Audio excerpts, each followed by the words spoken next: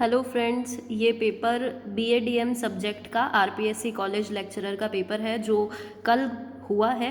और मैं आपको इसके क्वेश्चंस का रिव्यू दे रही हूँ। जो क्वेश्चंस मुझे पता है कि इसका आंसर यही होगा, मैं उन्हीं के बारे में आपको बता रही हूँ। और कुछ ऐसे क्वेश्चंस हैं जिनके बारे में मैं श्योर नहीं हूँ, तो उन्हें हम स्किप कर देंगे। ये फर्स्ट क्वेश्चन है कि किसने ऐसा कहा था, management is the development of people not direction of things. तो ये जो डेफिनेशन है वो लॉरेंस एप्ले ने दी थी और इसका आंसर लॉरेंस एप्ले सही है। सेकंड क्वेश्चन है, dash is not one of the steps in decision making process. तो इसमें से कौन सा डिसीजन मेकिंग का प्रोसेस नहीं है? तो इसमें ये जो फोर्थ है, डेलीगेटिंग द डिसीजन, ये डिसीजन मेकिंग का प्रोसेस नहीं है, क्योंकि बाकी तीन तो डिसीजन मेकिंग का प्रोसेस होता है। अगला क्वेश्चन है, dash is a communication that flows from higher level to one और more lower levels in the organisation. तो इसका आंसर डाउनवर्ड कम्युनिकेशन होगा, ये वैसे सबको ही पता होगा। आगे अगला क्वेश्चन आता है MBO, बहुत ही इजी क्वेश्चन था, मैनेजमेंट बाय ऑब्जेक्टिव्स, यानी कि सेकंड इसका आंसर होगा। उसके बाद है एक्सपेक्टेंसी थियरी ऑफ मोटिवेशन, ये किसने दी थी? तो ये जो है विक्टर रूम, यानी कि थर्ड नंबर जो है ये विक्टर रूम ने एक्सपेक्टेंसी थियरी दी थी। इसके बाद अगला क्वेश्चन आता है, name the propounder of equity theory of motivation. तो इक्विटी थियरी ऑफ मोटिवेशन जो है वो जे स्टेसी एडम्स ने दी थी। एडम की इक्विटी थियरी फेमस है ना। Planning is looking ahead and controlling is looking back. Okay, what is the father of administrative theory of management? तो इसमें हमको पता है कि एडमिनिस्ट्रेटिव थियरी, इंडस्ट्रियल जो थियरी है उसका जो फादर है वो हेनरी फेयोल है। और 4 systems of management in terms of leadership styles are related to. तो आप हमको पता होगा कि लिकर्ट ने जो 4 सिस्टम दिया था वो बेनिवलेंट लीडरशिप, ऑटोक्रेटिक लीडरशिप और ये वाली, तो ये लिकर्ट ने दिया था। फिर आता है अगला क्वेश्चन, पोर्टर और लॉलर का जो मॉडल है वो किससे रिलेटेड है? तो वो अपने मोटिवेशन से रिलेटेड आता है, थर्ड इसका आंसर होगा। अगला आता है कि जो बिजनेस एथिक्स है उसकी कौन सी कैरेक्टरिस्टिक है? तो इसमें जो है मेरे हिसाब से इसका answer all of the above ही होना चाहिए, क्योंकि ये एक डायनामिक फिलोसॉफी है, सबके लिए अलग, सब जगह अलग अलग यूज़ होती है और सोशल वेलफेयर से भी इन्फ्लुएंस होती है, ह्यूमन एस्पेक्ट भी इसको इन्फ्लुएंस करता है। तो ये मेरा पॉइंट ऑफ व्यू है कि इसका answer all of the above होगा, although it is not confirmed. फिर उसके बाद जो ये क्वेश्चन का मुझे पता नहीं है कि ये स्टेटमेंट किसने दिया था। इसके बाद हमारा ये 13th क्वेश्चन आता है, which one of the following is not element of organization culture. तो इसमें भी मैं श्योर नहीं हूँ, तो इसके बाद इसको भी हम स्किप कर देंगे।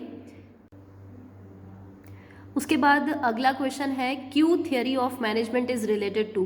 तो जो ये क्यू थियरी होती है ये अपने इन शेयर से रिलेटेड होती है, कि कितने शेयर बेचने पे कितनी असेट की वैल्यू, इससे रिलेटेड कुछ होता है ना। तो ये क्यू थियरी इकोनॉमिक इन्वायरमेंट का पार्ट हो जाती है। उसके अलावा अगला क्वेश्चन आता है, which of the following is not considered as leadership style. तो हमको ये पता है कि फ्री रीन लीडरशिप स्टाइल होती है, डेमोक्रेटिक होती है, ऑटोक्रेटिक होती है, तो सोसाइटी ओरिएंटेड इसका आंसर हो जाएगा सेकेंड नंबर। उसके बाद अगला क्वेश्चन है, TQM किस पे फोकस करता है? तो TQM जो है वो, अगला क्वेश्चन है कि TQM किस पे फोकस करता है? तो TQM कस्टमर सेटिस्फैक्शन पे, और क्योंकि उनका जो मेन पर्पस होता है वो क्वालिटी होता है, तो ये कस्टमर सेटिस्फैक्शन पे फोकस करता है। उसके बाद जो TQM जो है वो फर्स्ट किस कंट्री में लॉन्च हुआ था? तो हमको ये पता है कि डिमिंग और जुरैन ने इसको लॉन्च किया था, है ना। और ये डिमिंग और जुरैन जो है ये US के थे, तो इसका आंसर हो जाएगा USA। फिर है, इंटरपर्सनल कॉन्फ्लिक्ट किस में अकर होता है? तो इसको मैं पूरा, मतलब मेरे को श्योरिटी नहीं है, बट मैं ये बता सकती हूँ कि जैसे गोल कॉन्फ्लिक्ट है वो इंट्रापर्सनल होता है, एक इंसान के खुद के अंदर ही होता है, तो इंट्रापर्सनल होता है। और रोल कॉन्फ्लिक्ट है वो भी इंट्रापर्सनल होता है। तो मेरे हिसाब से इसका आंसर वर्टिकल कॉन्फ्लिक्ट है वही होना चाहिए। फिर उसके बाद है टेक्निक ऑफ कॉन्फ्लिक्ट रिजोल्यूशन। इसमें हमको पता है कि टेक्निक जो होती है कॉन्फ्लिक्ट रिजोल्यूशन की वो होती है कॉम्प्रोमाइज़ करना, क्या बोलते हैं, स्मूथिंग करना। उन सारी टेक्निक्स में ये सारे नाम नहीं आते हैं, तो इसके हिसाब से नन ऑफ द अबव ही इसका आंसर होना चाहिए, बाकी ये फिर भी थोड़ा डाउटफुल है तो आई विल स्किप इट। फिर है ग्रेप वाइन, तो वो इनफॉर्मल कम्युनिकेशन से रिलेटेड होता है। उसके बाद है कॉर्पोरेट गवर्नेंस किसके साथ डील करता है, तो कॉर्पोरेट गवर्नेंस सबके साथ डील करता है, इसका सोसाइटी भी होता है, एम्प्लॉयज़ भी होता है और ऑर्गेनाइजेशन, ये तीनों ही चीज़ जो होती है इसके साथ ये डील करता है, तो इसका answer all of the above हो जाएगा। इसके बाद है component of management information system, तो MIS भी हमको पता है कि मैनेजमेंट इंफॉर्मेशन सिस्टम जो होता है वो मैनेजमेंट को इन्फॉर्मेशन देने के लिए या उनका एक इन्फॉर्मेशन टूल होता है, लेकिन इसमें वो सब चीज़ें आती है। लेवल ऑफ मैनेजमेंट एक तरह से पीपल हो गए, इन्फॉर्मेशन आती है, सिस्टम आता है, इसमें जॉब ट्रेनिंग इसका पार्ट नहीं होती है। उसके बाद ये answer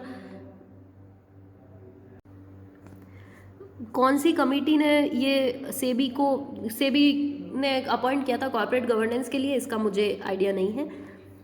collective information in management information system retrieved, यही मैं अभी बात कर रही थी कि MIS जो होता है वो मैनेजर्स को इन्फॉर्मेशन देने के लिए होता है ना, तो मेरे हिसाब से इसका आंसर मैनेजर्स होना चाहिए, अगर मैं इस क्वेश्चन को मिस इंटरप्रेट नहीं कर रही हूँ तो, otherwise I am not sure about it. फिर है dash helps in covering resistance to change, तो ये हमको पता ही है, एजुकेशन, कम्युनिकेशन, लीडरशिप सारे ही हेल्प करते हैं। Concept of management by objectives, MBO का जो कंसेप्ट है वो किसने दिया, तो पीटर ड्रकर ने दिया था। Management of social responsibility multi dimensional होता है। कॉन्फ्लिक्ट से रिलेटेड ये डेफिनेशन किसने दी थी, इसका मुझे आइडिया नहीं है। इसके बाद ये जो decision making is the selection based on some criteria from 2 और मोर पॉसिबल ऑल्टरनेटिव्स, ये जॉर्ज R. टेरी ने ये स्टेटमेंट दिया था। उसके बाद है ऑर्गेनाइजेशनल बिहेवियर इन्वेस्टिगेट करता है, तो ये इंडिविजुअल्स को भी करता है, ग्रुप और स्ट्रक्चर्स को भी करता है, तो इसका आंसर बोथ 1 और 2 अबव हो जाएगा। इसके बाद है कॉग्निटिव डिसोनेंस थ्योरी, तो ये लियो फस्टिंगर ने दी थी।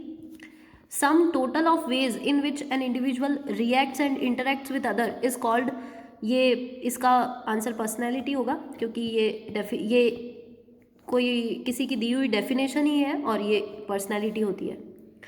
और फिर है from the following not included in theories of personality, तो साइको एनालिटिक होती है, ट्रेट थ्योरी होती है, सेल्फ थ्योरी होती है, डिसीजन थ्योरी है जो कि नहीं होती है। सेल्फ कंसेप्ट ऑफ पर्सनैलिटी का मतलब टूवर्ड्स सेल्फ अंडरस्टैंडिंग है। फिर है managerial philosophy approach of Japanese industries की जो है वो हमको पता है विलियम ऊची ने दी थी, थ्योरी Z दी थी। पर्सनैलिटी जो जॉब फिट थ्योरी है वो थ्योरी जॉन हॉलैंड ने दी थी। हमको पता है कि ये जो रूम है विक्टर रूम, इसकी थ्योरी अपने वो एक्सपेक्टेंसी थ्योरी हो जाती है, और हुगो मुंस्टरबर्ग ने इंडस्ट्रियल साइकोलॉजी दी थी, मास्लो ने नीड हायरार्की थ्योरी दी थी, तो इसमें हॉलैंड ऐसा इंसान है जिसको हम गैस भी कर सकते हैं कि उसने ही ये जॉब फिट थ्योरी दी होगी। उसके बाद अगला है सेल्फ फुलफिलिंग प्रोफेसी, उसको पिग्मेलियन इफेक्ट बोलते हैं, ये हम उसके अंदर पढ़ते हैं साइकोलॉजी, क्या चैप्टर परसेप्शन में हम ये पढ़ते हैं। और फिर उसके बाद है मोटिवेशन हाइजीन थ्योरी, तो हर्सबर्ग ने दी थी, क्योंकि ये 2 फैक्टर थ्योरी है, हर्सबर्ग ने दी थी। Main principle of formal group, इसमें क्या नहीं आता है, तो ये टेक्नोलॉजिकल एडवांसेस इसमें नहीं आता है। फिर है which core job dimension is not included in job characteristics, job characteristic model जो है उसके अंदर कौन सा डायमेंशन नहीं आता है, तो उसके अंदर जॉब इवैल्यूएशन नहीं आता, क्योंकि ये तीनों डायमेंशन उसके अंदर आते हैं। अगला है कॉन्फ्लिक्ट रिजोल्यूशन की टेक्निक, उसमें क्या इंक्लूड नहीं है, तो श्योर तो नहीं हूँ, लेकिन इसमें मेरे हिसाब से क्योंकि अवॉइडेंस तो आती ही है और ऑथोरिटेटिव भी आता है, डेस्क्रिप्टिव इवैल्यूएशन को हम एक तरह से प्रॉब्लम सॉल्विंग वो अप्रोच कह सकते हैं इसकी, तो इसमें एक मेंटल चेंज बचता है जो कि कवर नहीं होता। मेरे हिसाब से इसका आंसर मेंटल चेंज ही होना चाहिए। फिर है ERG थ्योरी ऑफ मोटिवेशन, तो एल्डरफर ने दी थी। TBO स्टैंड्स फॉर, मेरे हिसाब से इसका आंसर टीम बेस्ड ऑर्गेनाइजेशन है, बाकी मैं श्योर नहीं हूँ। Conflict that hinders group performance is called, इसका आंसर डिसफंक्शनल कॉन्फ्लिक्ट होगा या नहीं? मेरे हिसाब से इसका आंसर टास्क कॉन्फ्लिक्ट भी हो सकता है, क्योंकि जो ग्रुप लेवल पे कॉन्फ्लिक्ट होता है उसको टास्क कॉन्फ्लिक्ट भी बोलते हैं, है ना? तो इसका आंसर टास्क कॉन्फ्लिक्ट भी हो सकता है। इन दोनों में से इसका एक आंसर होगा। स्ट्रेस कैन बी डिस्क्राइब्ड, तो फिजिकल टेंशन, एक्साइटमेंट, एंग्जाइटी, ये सभी स्ट्रेस में ही आते हैं। Although stress is different from anxiety, but it can be called anxiety, है ना? तो एंग्जाइटी इसका जब आंसर में अगर हम सोचे कि ये दोनों तो है, फिजिकल टेंशन होता है और एक्साइटमेंट भी स्ट्रेस होता है, तो केवल फिजिकल टेंशन तो इंक्लूड होगा नहीं, तो इसका आंसर ऑल ऑफ दीज हो जाएगा। फिर है कि the process that adopts employ to the organization is called, जो एम्प्लॉय को ऑर्गेनाइजेशन में अडॉप्ट करने का जो कल्चर होता है ना, उसको सोशलाइजेशन बोलते हैं। हमने वो पढ़ा था ना, सोशलाइजेशन और इंडिविजुअलाइजेशन। उसमें क्या होता है कि अगर ऑर्गेनाइजेशन इंडिविजुअल के अकॉर्डिंग चेंज होता है तो वो तो इंडिविजुअलाइजेशन हो जाता है, और जब एम्प्लॉय को ऑर्गेनाइजेशन के कल्चर के हिसाब से ढलना होता है तो उसको सोशलाइजेशन कहते हैं, है ना? और अगला क्वेश्चन आता है relationship between stress and job performance.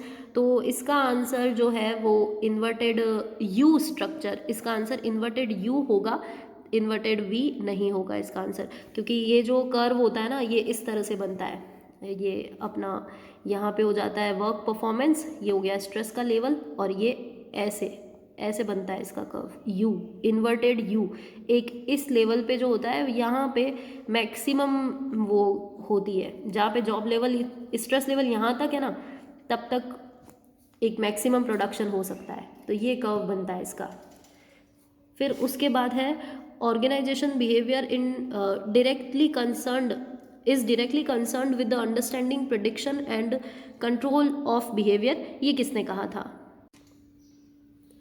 अगला क्वेश्चन आता है ऑर्गेनाइजेशन बिहेवियर इज नहीं, indirectly concerned with the understanding, prediction and control of human behaviour. ये किसने बोला था? तो ये अपने फ्रेड लूथन ने बोला था। इसके बाद आता है की एलिमेंट ऑफ ओबी, तो ये सारे ही आ जाएंगे। टास्क, टेक्नोलॉजी तो है ही, ऑर्गेनाइजेशन की डिज़ाइन भी है, इन्वायरमेंट भी है, तो इसका ऑल ऑफ दीज आंसर हो जाएगा।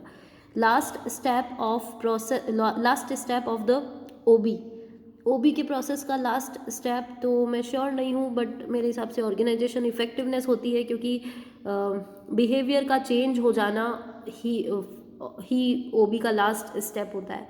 तो वो यहाँ पे क्या पता अब लर्निंग भी हो सकता है, आई डोंट नो। मैंने इसका ऑर्गेनाइजेशन इफेक्टिवनेस ही आंसर किया है।